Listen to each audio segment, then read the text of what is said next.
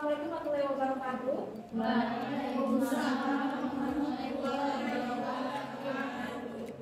Pada pertemuan kali ini kita akan membahas tentang modulus bilangan kompleks, di mana pada pertemuan sebelumnya kita sudah membahas tentang konsep dasar bilangan kompleks, sistem bilangan kompleks, dan konjugasi bilangan kompleks atau bilangan konjugat pada bentuk kompleks, ya kan? Kali ini kita akan membahas modulus bilangan kompleks. Sebelum mulai pembelajaran, ada baiknya kita membaca doa terlebih dahulu, yaitu surah As-Saff ayat 10-11 yang dipimpin oleh Kosma. Silakan Kosma. Bismillahirrahmanirrahim.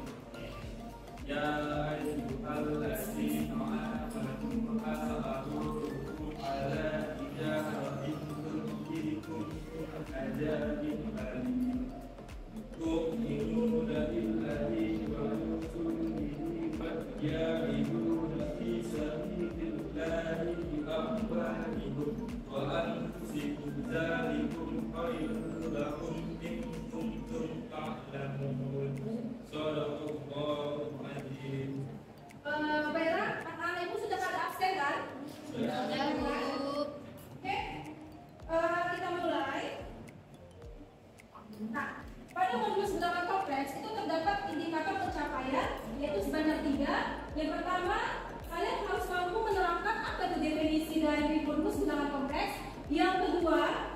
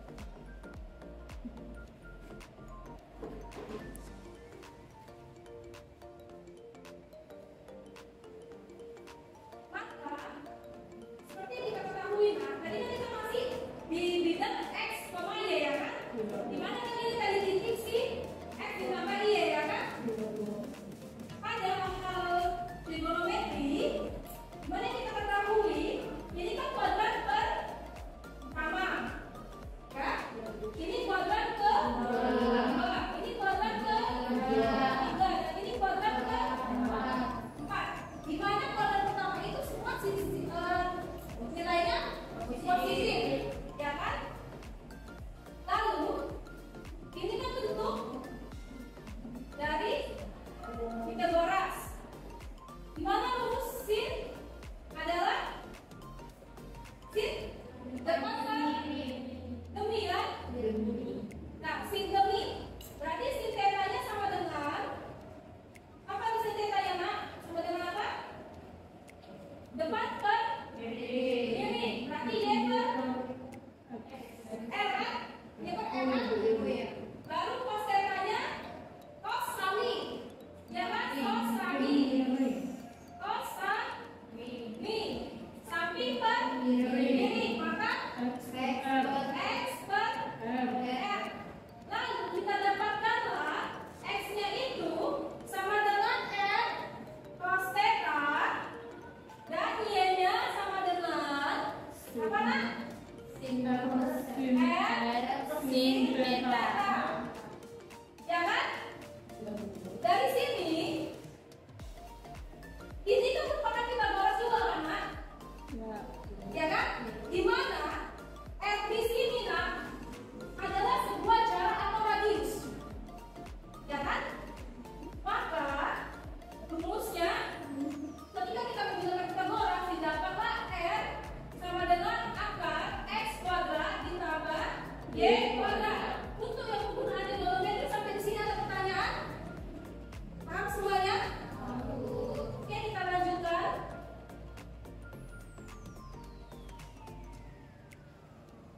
Nah, kita masuk ke contoh. Mari mencoba. Nah, untuk ini tadi kan sudah Ibu contohkan. Dari mana sih kita dapatkan bentuk modulus bilangan kompleks? Untuk yang ini Ibu akan menyuruh kalian kerja kelompok. Siapa kelompok yang bisa mengerjakan, silakan maju ke depan. Oke? Silakan Ibu contohkan yang pertama ya, terlebih dahulu ya. Tadi kan rumusnya adalah apa tadi rumusnya nak? Z sama dengan akar x kuadrat ditambah y kuadrat. Maka di situ kan tadi z-nya sama dengan 2 di kuadrat kan? Nah, kalau untuk yang ini kita ingat bahwasannya i kuadrat itu kan sama dengan minus 1. Ya kan? Berarti ini 2 dikurang adalah 1. Maka untuk modulus bilangan kompleksnya, modulus z-nya ini sama dengan 1 ditambah 1 dikurang, ya kan? Jadi ini juga yang perlu kita cari mana? Berarti sama dengan akar ditambah 0 kuadrat. Maka menjadi akar 1. Akar sama dengan 1, ya kan? Oke? Paham? Oke, untuk yang ini bisa kita lanjut. Untuk yang C dan D, yang ini bentuk realnya mana? Yang ini bentuk imajiner yang mana? Ya. Kalau yang ini bentuk realnya yang mana?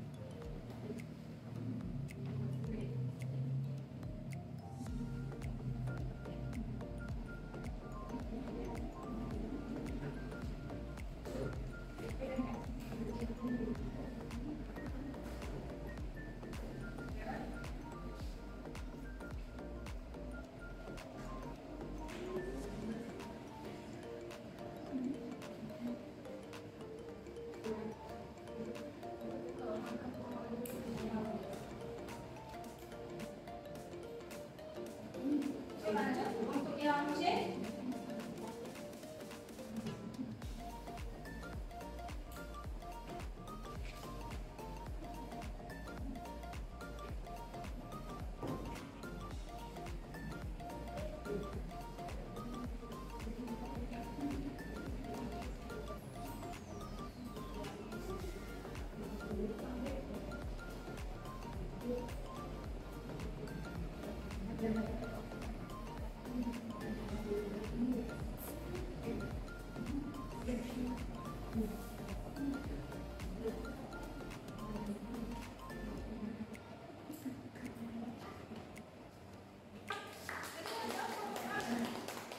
satu ya, satu ya.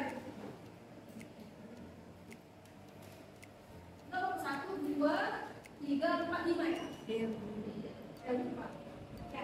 Ini ada jawabannya ya. Gimana tadi yang A, jawabannya kita dapatkan 1. Yang nomor 2, jawabannya kita dapatkan 3 angka 5. Dan yang ketiga kita dapatkan 7. Dan yang keempat kita dapatkan 2. Sampai di sini paham kan aku pekerjaan yang ini kan? Paham, Bu. Paham kan? Oke, kita lanjutkan. Nah, di aktivitas berikutnya, di sini kita akan menginvestigasi beberapa pertanyaan untuk mendapatkan sifat-sifat modulus bilangan kompleks. Nah, ayo kita selidiki satu persatu ya. Nah, di sini ada pertanyaan, bagaimanakah sifat-sifat modulus bilangan kompleks? Apakah modulus dari 70 bilangan kompleks akan sama dengan jumlah dari modulus setiap bilangan kompleks? Dan apakah modulus perkalian dari bilangan kompleks akankah sama dengan hasil kali dari setiap modulus bilangan kompleks tersebut? Bagaimana sifat-sifatnya? Untuk menemukan jawabannya diberikan dua bilangan kompleks, yaitu di sini ada Z1 sama dengan 1 dikurangi dan Z2 sama dengan 3 ditambah 2I, ya kan? Oke, kita cari terlebih dahulu. Ini saya hapus ya. Terlebih dahulu.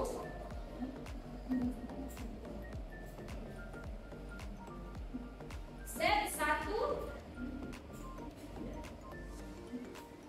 sama dengan 41 dikurang I, ya kan?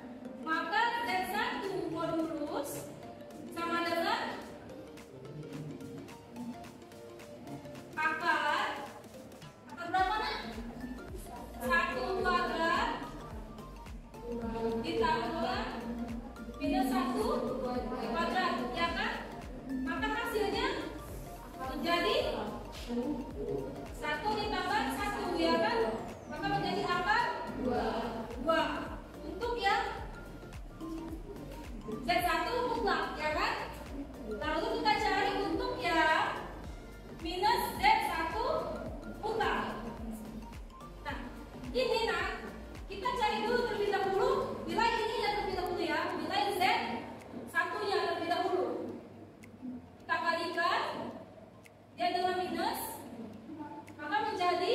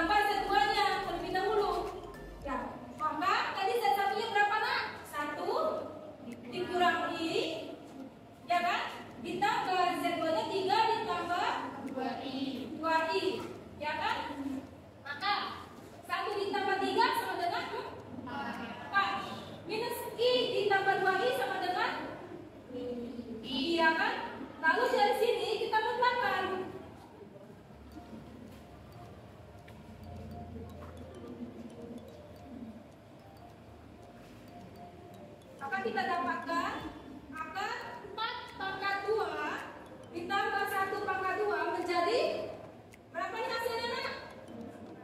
Akar 17. Oke? Ini untuk yang Z1 ditambah Z2 mutlak. Kita cari lagi Z2 ditambah Z1 mutlak. Ya kan? Maka kita cari terlebih dahulu Z2 ditambah Z1-nya, ya kan? Jadi Z2-nya berapa, Nak? 3 ditambah 2. Lalu ditambah lagi dengan 1 I.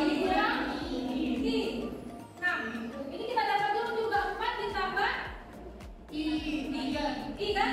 3 ditambah 1 4. 2I dikurangi I. Maka dari sini kita mutlakkan atau memuluskan, ya kan? Isi 4 ditambah ini, ya kan? Kita memuluskan menjadi akar 4 kuadrat ditambah I kuadrat. Jadi akar 17 kan? Ya. Tambah 2 kan 16 tambah 1 17 kan? Maka dari sini dapat kita simpulkan yaitu bahwasannya mutlak Z1 ditambah Z2 akan sama dengan mutlak Z2 ditambah Z1. Oke, sampai di sini ada pertanyaan anak Ibu? Tidak. Paham semuanya? Kita lanjut ke pertanyaan berikutnya. Pembagian, adakah yang mau mencoba? Silakan. Coba dicari terlebih dahulu.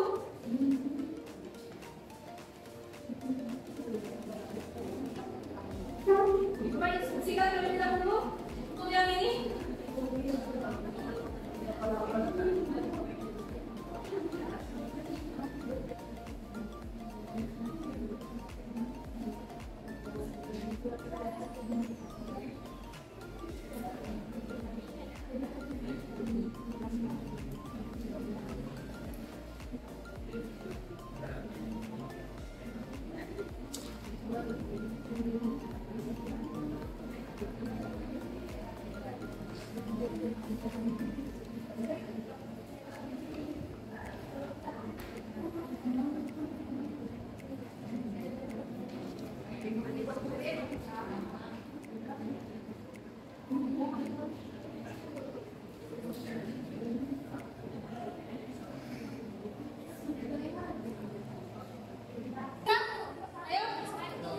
Sudah didiskusikan anak Ibu?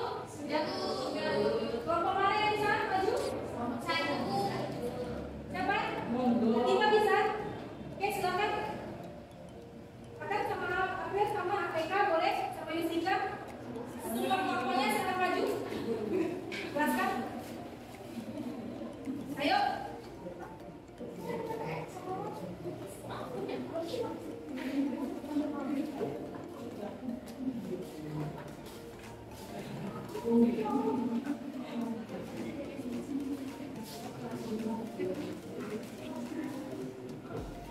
Tiga.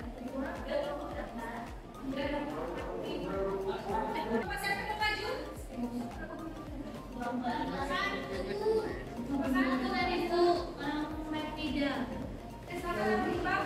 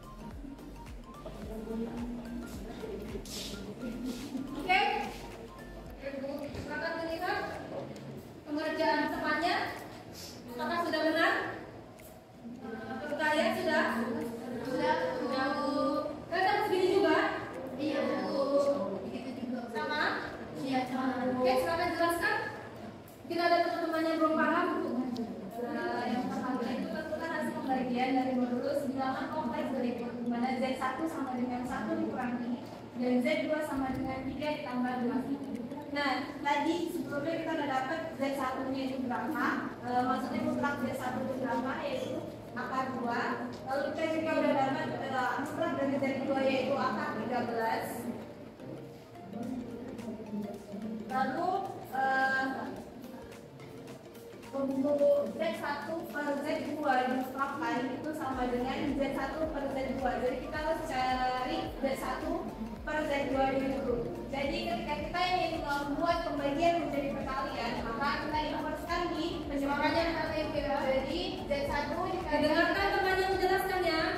Z1 dikalikan dengan Z2 inverse sama dengan Z2 inverse di mana rumusnya adalah X per X pangkat 2 ditambah Y pangkat 2 dikurangkan dengan Y per X pangkat 2 ditambah Y pangkat 2 I.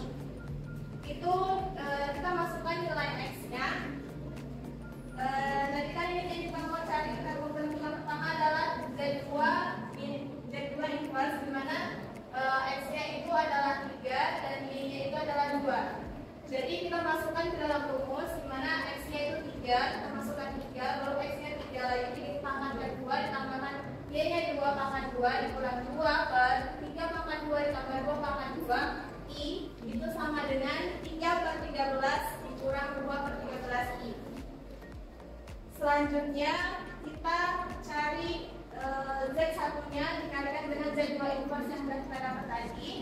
Jadi Z1 itu 1 dikurang I, maka dikalikan dengan hasil Z2 inverse. Jadi 3 per 13 dikurang 2 per 13 I, maka diperolehlah 3 per 13 dikurang 2 per 13 I dikurang 3 per 13 I ditambah 2 per 13 I.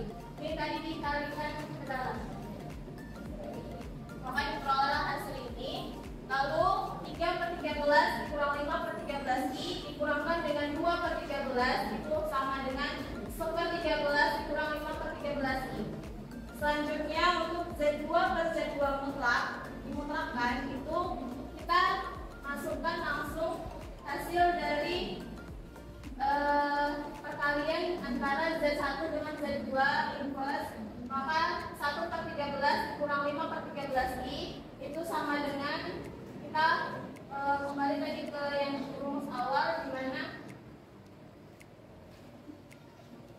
jadi kita pangkatkan jadi 1 per 13 pangkat 2 akar 1 per 13 pangkat 2 ditambah min 5 per 13 pangkat 2 sama dengan 1 akar 1 per 13 pangkat 2 ditambah 25 per 13 pangkat 2 sama dengan 26 per 13 akar 26 per 13 pangkat 2. Nah, akar 36 ini akar 26 ini bisa kita pecah menjadi 2 dikalikan 13.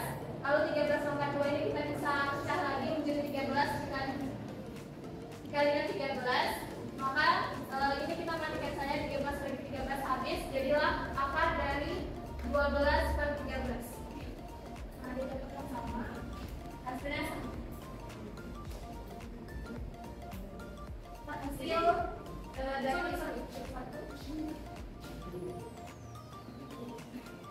oke. Jadi dapat kesimpulan di sini. Jadi dapat disimpulkan bahwa Z1 mutlak per Z2 mutlak itu sama dengan Z1 per Z2 dimutlakkan. Oke.